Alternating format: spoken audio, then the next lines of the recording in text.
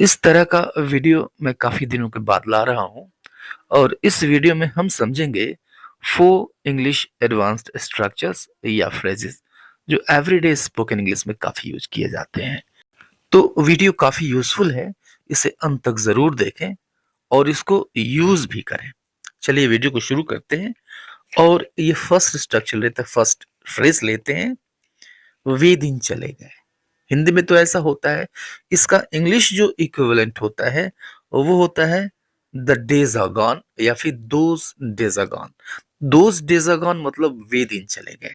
जैसे हम कहते हैं वे दिन चले गए जब हम एक साथ खेला करते थे। वे दिन चले गए जब लोगों के पास समय हुआ करता था।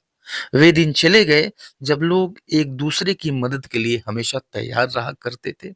इस तरह के सेंटेंसेस जब आपको बोलने हो तो यह फ्रेज आपके बहुत काम आएगा। जो स्ट्रक्चर होता है दोज डेज गॉन और उसके बाद से पूरा का पूरा सेंटेंस यूज करते हैं और सामान्यतः यूज्ड टू के साथ यूज होता है। यूज टू और वर्ब की फर्स्ट फॉर्म यूज होती है।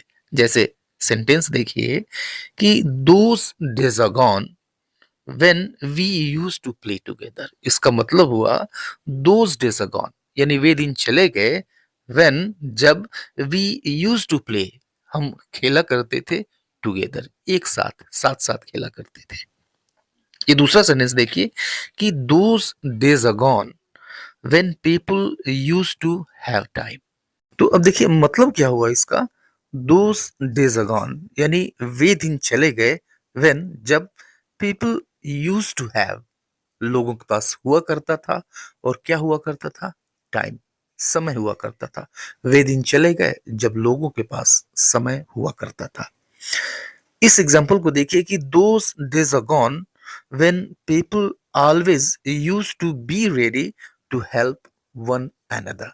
इसका मतलब निकलता है कि दोज डेज आर गॉन वे दिन चले गए व्हेन जब people always used to be ready लोग हमेशा तैयार रहते थे तैयार रहा करते थे टू हेल्प वन अनदर एक दूसरे की मदद करने के लिए। आइए देखते हैं second English phrase. Second phrase है I don't mean to plus verb की फर्स्ट फॉर्म। ये पूरा स्ट्रक्चर है और इसका मतलब निकलता है मेरा इरादा नहीं था या फिर मेरा मतलब ये नहीं था।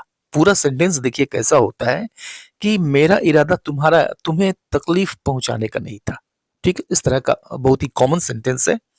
मेरा मतलब उसे रुलाना नहीं था या फिर मेरा इरादा तुमसे सच छुपाना नहीं था।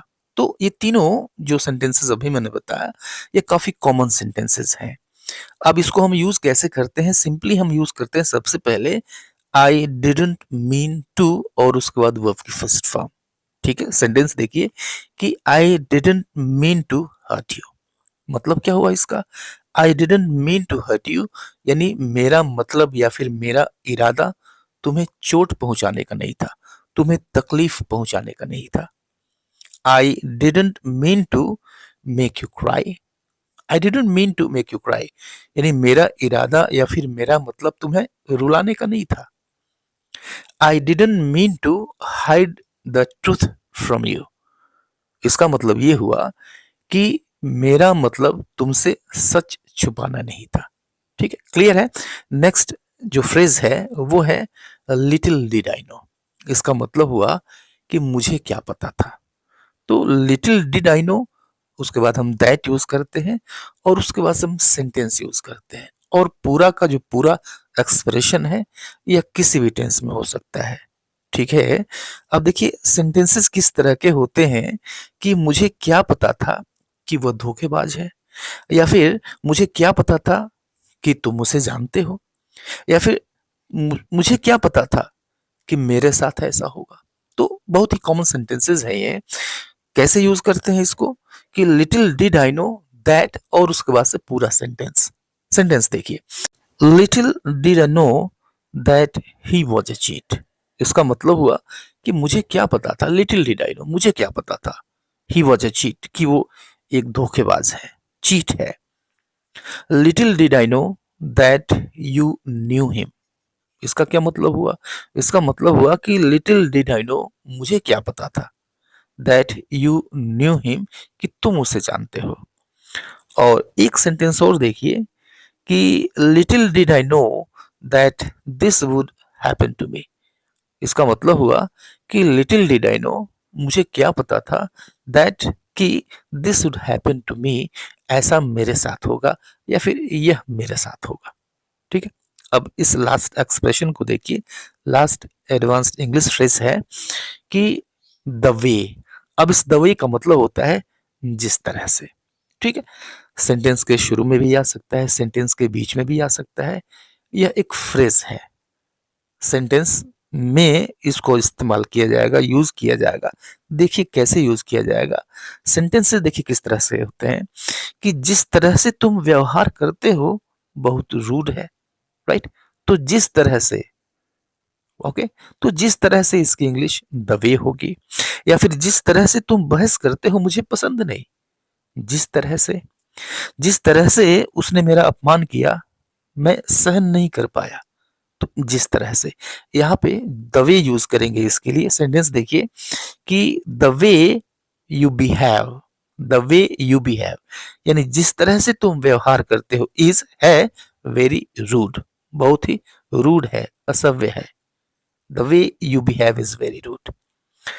आई don't like the way you argue.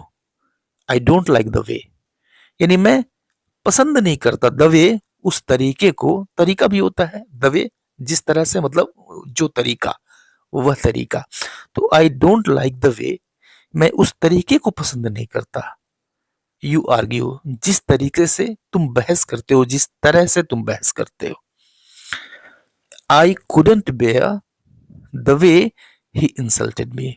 इसका मतलब क्या हुआ कि आई कुडंट बेयर, यानी मैं सहन नहीं कर पाया द वे, उस तरीके को, या फिर जिस तरह से ही इंसल्टेड मी, उसने मेरा अपमान किया। तो इन सभी एक्सप्रेशन को याद रखें और सबसे जरूरी चीज कि इनको यूज भी करें, इनकी प्रैक्टिस भी करें। That is the most important thing. तो आज के लिए इतना ही, मिलते हैं नेक्स्ट वीडियो में। तब तक के लिए goodbye and take care.